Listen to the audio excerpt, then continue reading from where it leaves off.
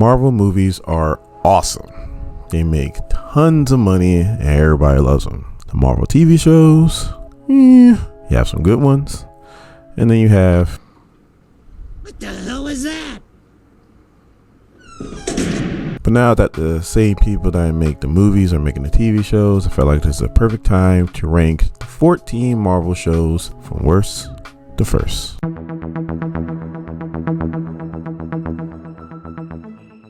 Now, I must say, this is at the time of this recording because I'm recording this before the What If TV show comes out. So I know you guys are going to be probably in the comments like, oh, you forgot about What If. No, this is before What If. I promise down the road I'll redo this video because, you know, they're going to keep coming out with Marvel shows like Hawkeye and She-Hulk and all that other stuff. I'm going to have to talk about those too. But for right now, we're only dealing with these 14. Worse.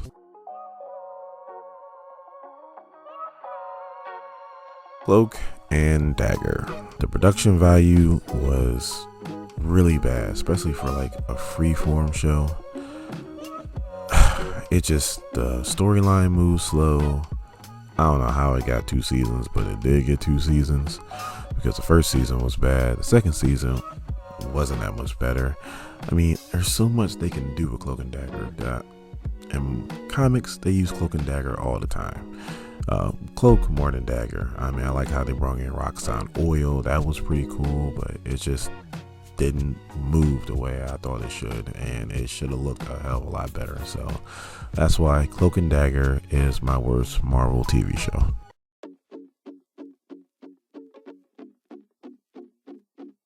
Now, I like the Inhumans. I like Black Bolt, Medusa, Karnax the Man, Lockjaw, Maximus the Mad. I mean, he's a really good bad guy when he really wants to be, or when they write him right in Marvel Comics. And this was going to be on ABC, so I'm thinking, oh yeah, this is going to be great. It's just, it moved too slow a lot of times. It wasn't a lot of action. They had some really good concepts. It had a decent storyline, and I felt like this show should have got a second season.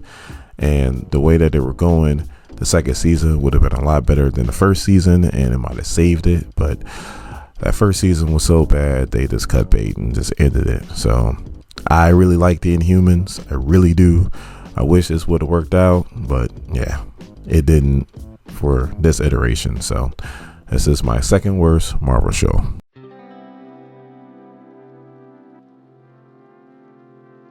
So next is Marvel's Runaways, and it did the same thing the Inhumans did. The first season moved slow and it was horrible, but it got what the Inhumans didn't get.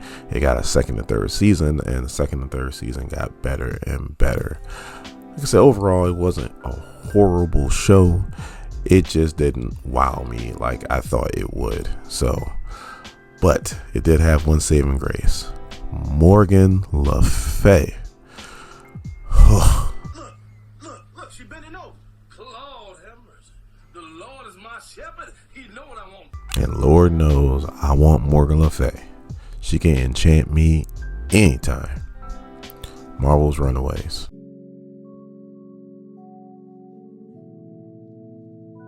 Now, I know some of y'all are probably flipping out because I got S.H.I.E.L.D. so low on my list, but hear me out. S.H.I.E.L.D. is something that what happens in the MCU also happens in S.H.I.E.L.D. I mean, it's directly tied to the MCU. It has Coulson in it.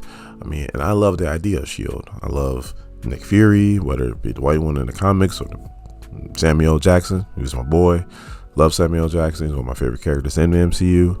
You know, even Maria Hill, who she hasn't gone crazy yet in the MCU, but in the comics she goes really crazy. And I just feel like the production value should have been a lot better. Something that's tied to the MCU like S.H.I.E.L.D. is.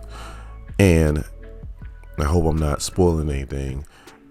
You know, Loki, Falcon and the Winter Soldier, WandaVision, these shows, there's no drop off. You can tell the MCU has their hands in those shows because there's no drop off from the movies to the TV show. S.H.I.E.L.D., there was a huge drop off in production value from the MCU to the TV show, and that's why it's so low on my list. It has 6 seasons, by far the most out of any of these shows, but it just didn't do it for me when it comes to like the way it looked. So that's why I got Shield so low on my list.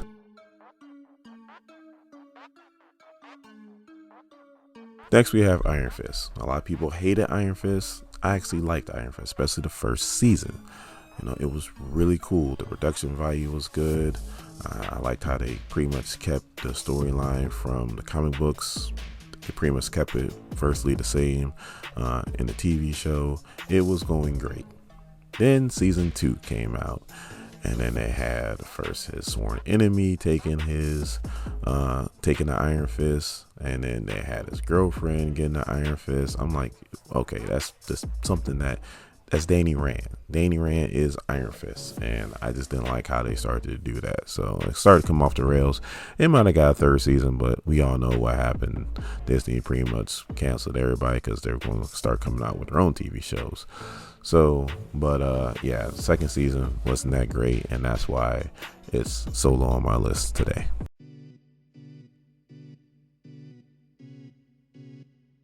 Next, we have The Punisher. And the exact same thing that happened with Iron Fist happened with The Punisher. I loved how he got introduced in the second season of Daredevil. Then he got his own series, and everything was going good. The first season was great. Love the first season of Punisher. Then it's like the writers got lazy in the second season. The second season wasn't that great, and they reintroduced the same villain. I mean, he shot him in the head. He should be dead, but he's not. And he suffered from slight amnesia. I mean, it just wasn't great. It just wasn't. It could have been a lot better. It probably would have got a third season, like I said, if Disney didn't go and cancel everybody. But, you know, maybe the third season would have been better. Maybe they'd have got back to basics like they did in the first season. But yeah, that second season of Punisher wasn't that great, and that's why it is so low on my list.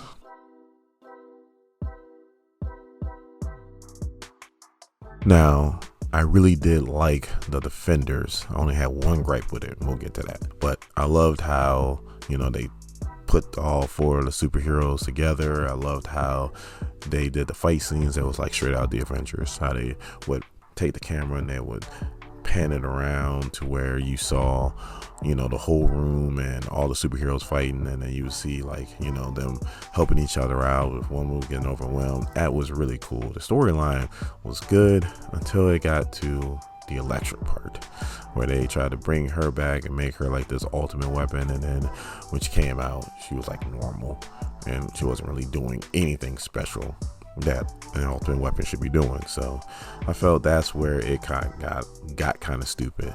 I like the character of Sigourney Weaver. The Defenders was going to be good. I felt like it lost a little bit with the whole Elektra thing, but it could have got better, especially if it got a second season, which obviously it never did.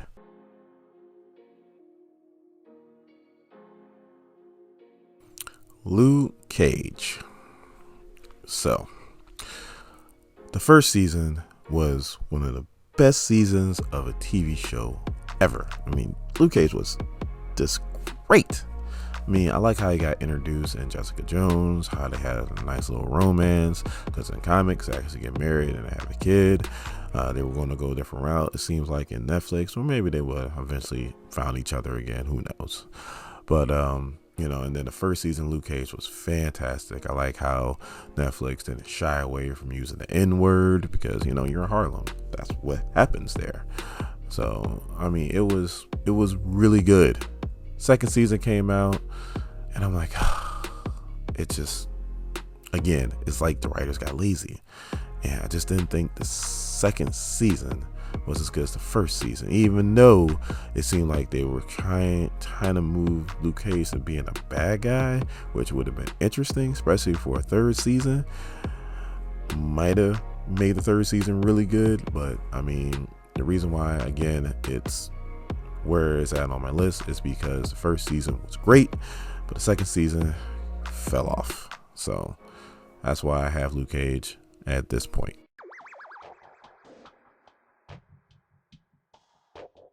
So I know I said how Luke Cage's first season was one of the best first seasons ever. I think Jessica Jones was better. The first season, Jessica Jones was fantastic. Kilgrave is one of the best villains ever. Purple Man, just, it's great. And I know I said in Punisher how they shouldn't have reused villains. Let me rephrase that. You don't reuse villains if they're not that great of villains. Kilgrave is a great villain. Thanos, Magneto, those are great. Doctor Doom, those are great villains, and you can reuse those over and over again. I felt like they really shouldn't have killed off Kilgrave because they could have used them, maybe not in the second season, but they could have brought him back in the third season. It would have been great. Could have had a new story angle, and I felt like that's why the second season wasn't that great, and the third season kind of fell off a little bit. But that very first season, Jessica Jones, was fantastic.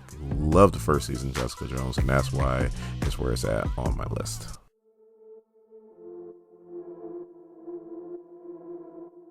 So out of all the TV shows that really didn't have to have that great of production value because it takes place back in the 1940s and 50s, Agent Carter was one, but it actually had really good production value, and the storyline was fantastic. I mean, the writers, they didn't get lazy. It tied directly into the MCU. It was on ABC, and it showed. Like, Agent Carter is what S.H.I.E.L.D. should have been. Like, the people, and I don't know, they could have been the same writers, but when they was writing Agent Carter, it was fantastic. When they writing S.H.I.E.L.D., it's just they get lazy. I don't understand it, because Agent Carter had great storylines, and I was so sad when they canceled this after 2 seasons. It should have got way more than 2 seasons. Agent Carter was a really good show, and there's only a few that's better, and we're about to get to them now.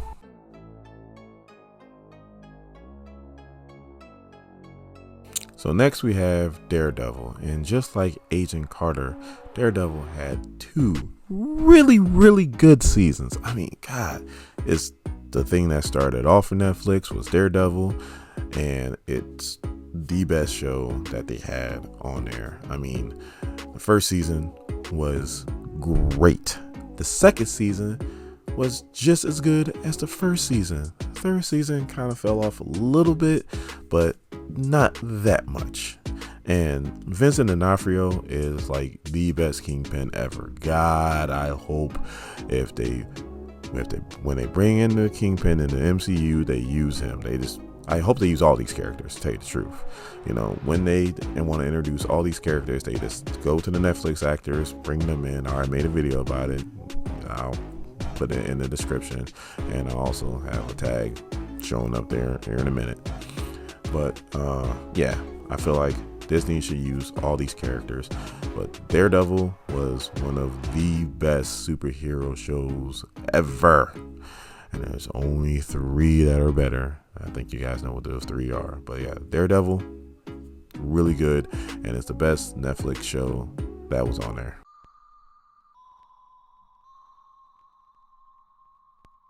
I feel all you Loki haters coming back to yell at me again.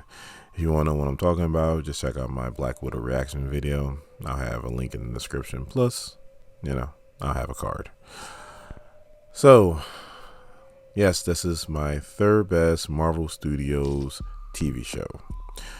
It was really good. Like, I cannot stress how good this show is. It has a really good bad guy. Spoilers. It's going to be Kang the Conqueror. Like, I liked it. I really did. There was just moments where it kind of moved slow. And in a season finale, it should be action and adventure and so on and so forth. Some good information, but also action and adventure. And I felt like the finale just had some good information, not a lot of action. And I'm excited for season 2 of Loki. I really am. I'm excited as hell for it. But the reason why I have it here, even though it probably has the best villain out of all 3 of them, which is Kang the Conqueror, but as far as the way it moved and just how it ended, I felt like it could have been better. So that's why it's the 3rd best Marvel Studio show.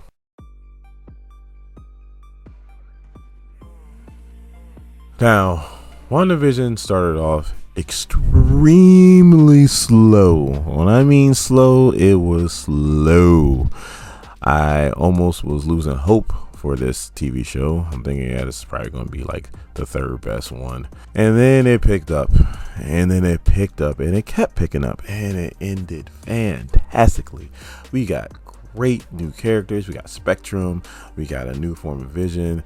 We got Wanda looking like she does in the comics. I mean, it's fantastic. We got a really good villain. She has a Darkhold, so I'm assuming Chthon's going to be introduced eventually. It goes straight from WandaVision to Doctor Strange in the Multiverse of Madness, when we're going to see her again. I mean, it ended fantastically. There was a bunch of action adventure in the finale. It had a good end credit scene where you see her reading the Darkhold, and you think you hear her kids. I mean, and then her kids. Oh God, I know she created them, but if they are able to bring them back, especially like Wiccan, the one that has like her power, so he's stupidly strong. I mean, stupidly strong. I mean, I just felt like it had some really good writing, really good action and adventure mixed with a lot of good information that you got, and it was just a really good show.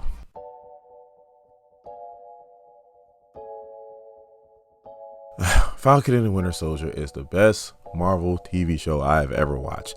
Action adventure throughout the whole thing. I think there was only one episode where there wasn't a lot of action, and that was like the second to last episode, because it was, doing some world building before they did the finale. I mean, it was understandable. I mean, it was so good. They introduced U.S. Agent. I when he was Captain America, I called him Captain A-Hole. I mean, they brought back Baron Zemo. I mean, they reintroduced Sharon Carter, and she's going to be a really good bad guy. They introduced Madam Hydra. I mean, this TV show was fantastic. We found out more about Bucky's background. We dove into Sam. I mean, we found out that there was a black Captain America. I mean, there's so many things that was good about this show. It was fantastic, and everybody in America was glued to Falcon and the Winter Soldier. As much as you guys were glued to WandaVision and Loki, more people was glued to Falcon and the Winter Soldier than anything else. And this is why it is the best Marvel TV show so far. The new ones might be better, but for right now, at this point in time, at the time of this recording, Falcon and the Winter Soldier, best TV show. And I love how they ended it with, now it's Captain America and the Winter Soldier.